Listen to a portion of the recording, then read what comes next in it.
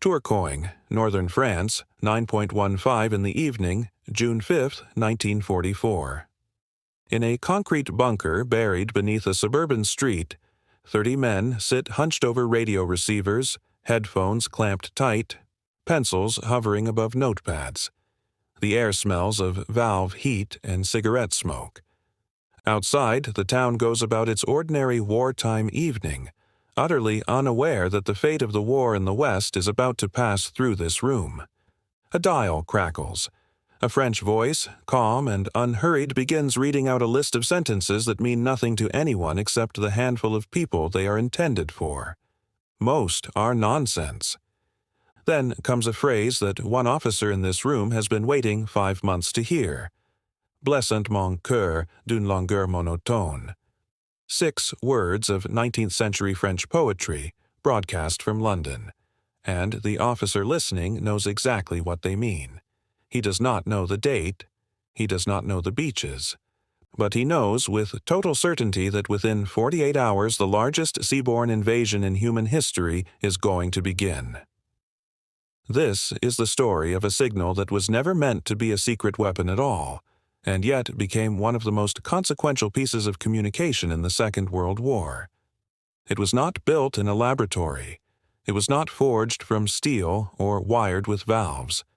It was a poem, chosen almost on a whim, turned into a switch that could set 2 great armies in motion. And the astonishing thing is that the Germans heard it, understood it, believed it, and still could not stop what came next. Why a war of tanks, radar, and code-breaking machines should turn, at its most critical hour, on 6 lines of verse by a long-dead French symbolist is a question worth sitting with.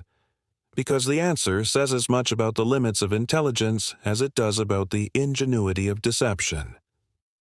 By the spring of 1944, the Allies faced a problem that no amount of firepower could solve on its own. Operation Overlord depended on landing several 100,000 men on a heavily defended coastline, and it could only succeed if the Germans did not know when or where the blow would fall. The difficulty was not simply keeping the invasion secret. Everybody on both sides of the channel understood that an invasion was coming eventually. The question was timing and location, and that question had to be answered not just for Allied planners, but for an entirely different audience across the water in occupied France. The French resistance was not one organization but hundreds of scattered networks, each with its own leadership, its own methods, and often no contact with the others at all.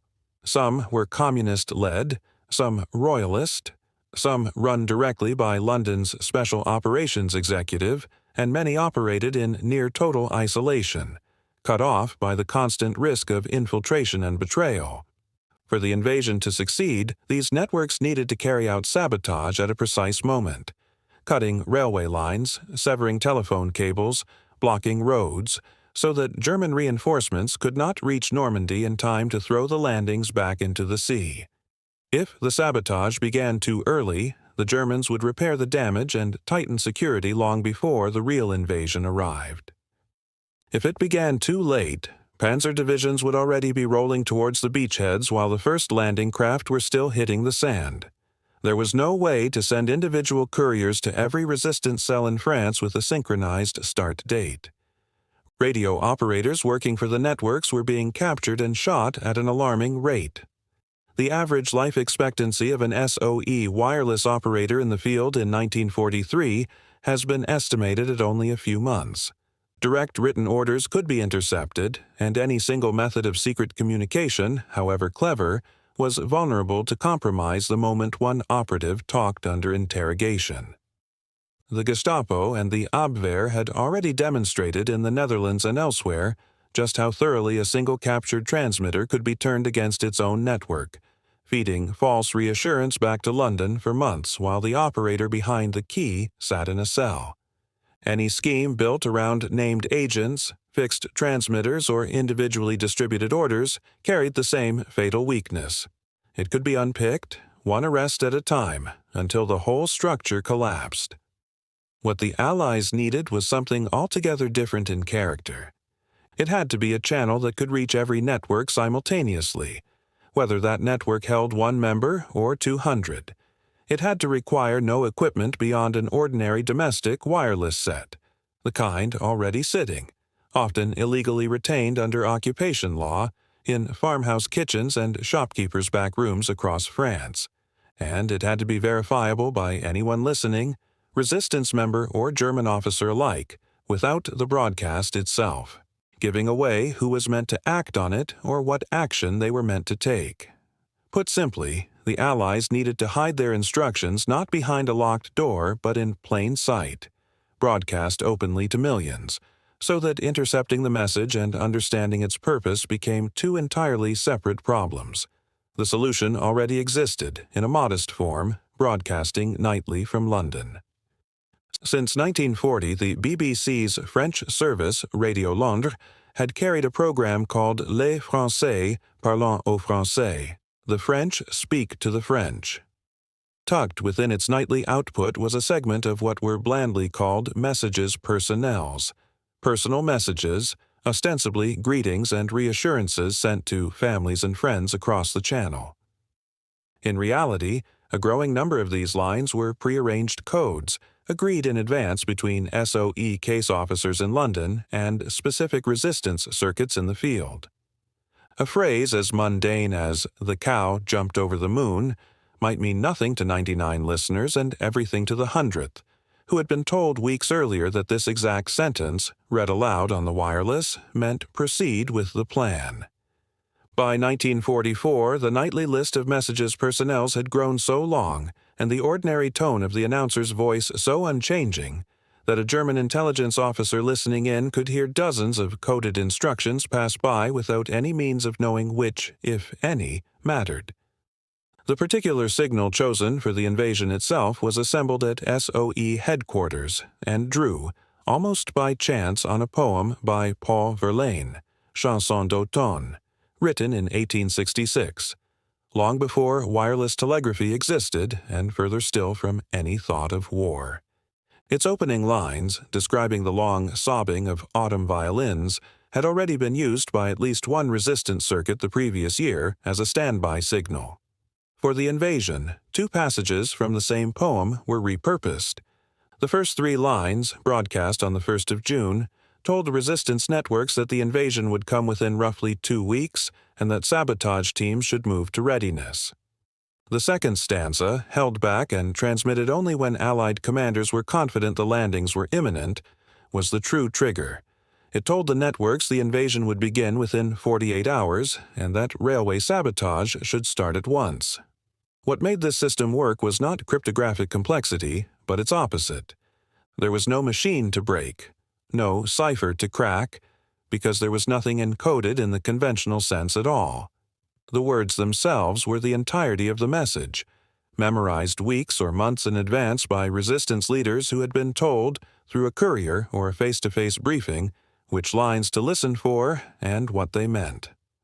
A German signals unit could record every syllable of the broadcast, transcribe it perfectly, and still learn nothing, because the meaning existed only in the minds of people already listening for it.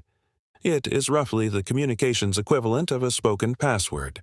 Overhearing the word tells you nothing unless you already know what door it opens. This stood in stark contrast to the machine-based secrecy that dominated the rest of the war's intelligence effort.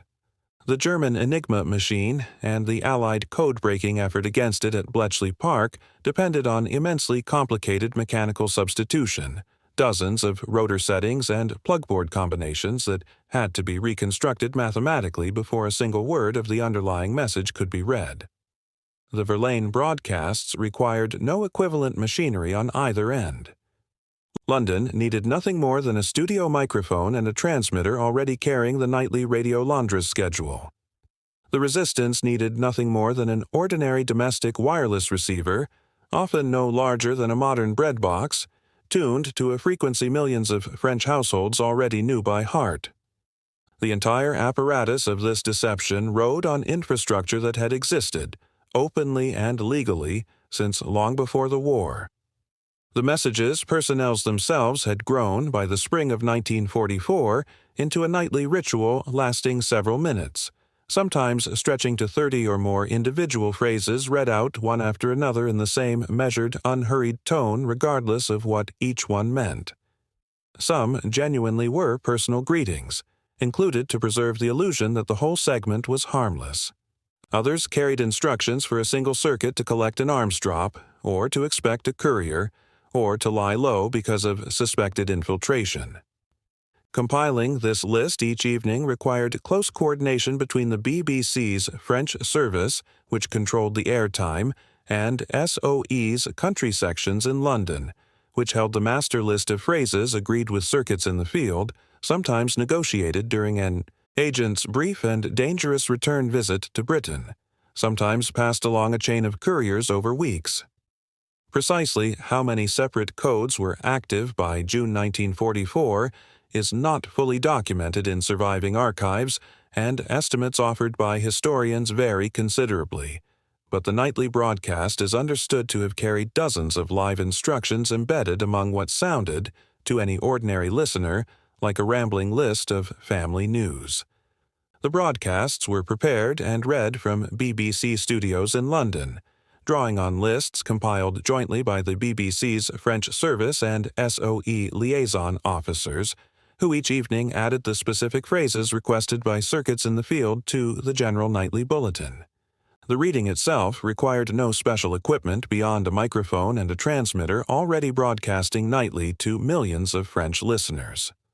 The entire apparatus of deception rode on infrastructure that had existed since the fall of France. Its output could be picked up on almost any household wireless set still in occupied territory, smuggled batteries and hidden aerials notwithstanding, which meant the reception end of this system was already sitting, ready and waiting, in farmhouses and backrooms across the country. If you are finding this interesting, a quick subscribe helps more than you know. On the night of the 1st of June 1944, German listening posts along the invasion coast picked up the opening lines of the Verlaine poem exactly as the resistance did.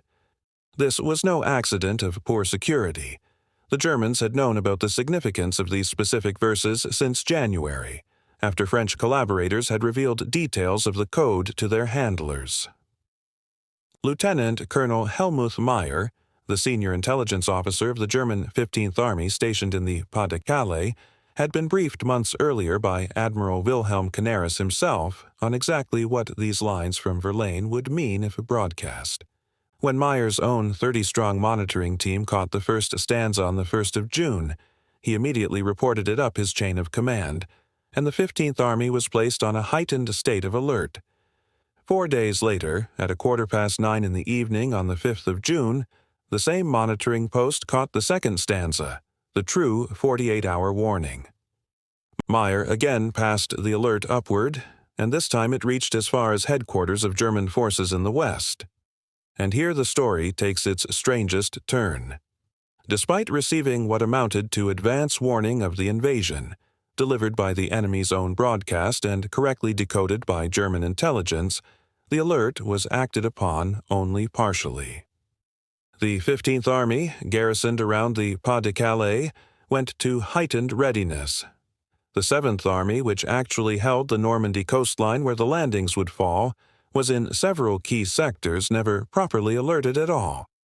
Many senior commanders, including Field Marshal Erwin Rommel, were away from their posts that night, and a substantial number of officers dismissed the intercept as unconvincing, or assumed the true landing would come further north, near Calais, where the coastline offered a shorter channel crossing and where Allied deception efforts under Operation Fortitude had spent months manufacturing the illusion of a phantom army poised to strike. Across occupied France, resistance networks who caught the same broadcast responded with rather more unity of purpose.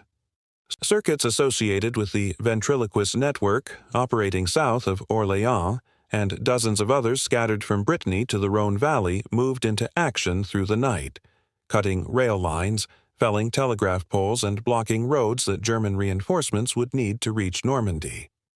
The full material effect of this sabotage on German troop movements in the days immediately following the 6th of June remains difficult to quantify with precision. Allied post-war assessments varied in how much delay they attributed to resistance action against the alternative explanations of Allied air interdiction and the general chaos of the invasion itself. What is not in doubt is the psychological jolt experienced within German command structures that had believed, correctly, that they possessed advance warning, only to watch that warning dissipate through a chain of skepticism, poor coordination, and misplaced confidence in Calais as the true target. It is worth comparing this episode with German efforts at similar deception and signals discipline during the same period, because the contrast is instructive. German intelligence had, by 1944, thoroughly compromised several SOE and resistance networks in the Netherlands through the notorious Englandspiel, in which captured wireless operators were forced to keep transmitting under German control, feeding false information back to London for months without detection, and leading directly to the capture or death of dozens of agents parachuted into what they believed was friendly territory. That operation showed the Germans were entirely capable of running sophisticated deception of their own, and it stands as one of the great intelligence disasters suffered by the Allies during the war. Yet, where the British scheme in France succeeded was in its redundancy and its deliberate simplicity. Because the invasion signal depended on no single operator, no single transmitter, and no single circuit, compromising one node did nothing to unravel the whole. A captured wireless set in the Netherlands could not tell the Gestapo what the Verlaine stanzas meant to a resistance cell near Orléans, because that knowledge had never touched a transmitter at all. It existed only in a courier's memory and a network leader's mind. American planners, working through the Office of Strategic Services, ran comparable message systems for their own liaison networks in France, coordinating closely with SOE and sharing many of the same broadcast facilities. But the American effort never carried quite the same scale or the same reliance on a single shared national broadcast, reaching an entire underground movement at once. The German equivalent, insofar as one existed, lay not in matching the Allied broadcast system, but in the vast web of deception the Abwehr and Sicherheitsdienst ran through turned agents and double-crossed networks, an approach built on control and coercion rather than open broadcast, and one that, whatever its short-term successes in the Netherlands, could never scale to reach an entire national resistance movement the way a single BBC transmission could. The genius, such as it was, lay in choosing an instrument, the ordinary household wireless, that was already sitting in hundreds of thousands of homes, and a message so literary and unremarkable that intercepting it told you nothing unless someone had already whispered its meaning in your ear weeks before. The legacy of the Verlaine broadcast has become tangled over the decades with a good deal of cinematic embellishment. The 1962 film The Longest Day dramatized the moment with theatrical flourish, and in doing so cemented certain details in popular memory that professional historians have since queried, including the precise wording of the second stanza, which several French sources render with the word berçant, meaning to lull or cradle, rather than the more dramatic Blessent, meaning to wound, that appears in the film and in many popular retellings. Which version was actually read out on the night remains disputed among historians working from surviving BBC archives and German transcripts, a reminder that even a moment as pivotal as this one has not entirely escaped the fog that surrounds so much of the war's hidden history. What can be said with confidence is that the broadcast happened, that German intelligence caught it and understood its significance, and that this correct interpretation still failed to produce a coordinated German response in time to matter. The site of the German interception, the bunker at Tourcoing where Meyer's team sat that June evening, still stands today and has been preserved as a small museum dedicated to the episode, one of the few places where visitors can stand in the actual room where the warning was received. It is a strange kind of monument, not to a weapon, not to a battle, but to a piece of poetry that briefly became the most important sentence in the war, and to the peculiar fact that even perfect intelligence, correctly gathered and correctly understood, can still be squandered by hesitation, disbelief, and the human tendency to trust what one expects over what one is told. Return for a moment to that bunker on the evening of the 5th of June. The headphones, the pencils, the ordinary announcer's voice reading out a list of sentences that meant nothing to almost everyone listening. Somewhere in Normandy, resistance fighters were already moving towards railway lines they had scouted for weeks. Somewhere off the English coast, the largest invasion fleet ever assembled was forming up in the darkness. And in that bunker, an intelligence officer who had done everything right, who had listened, understood, and reported exactly what the enemy intended him to hear, watched his warning travel up the chain of command and quietly lose its urgency along the way. The Allies had built no cipher machine for this signal, no code that needed breaking, because they had built something far harder to defend against. A message that told the truth to the people who already knew what it meant and told nothing at all to everyone else, even when everyone else was listening. 6 lines of Verlaine, unchanged since 1866, became for one evening in June 1944 the closest thing the war produced to a starting gun that both sides could hear and only one side could use. That is the strange, quiet triumph at the heart of this story. Not a weapon that Hitler's forces failed to detect, but a signal they detected perfectly, and still could not stop.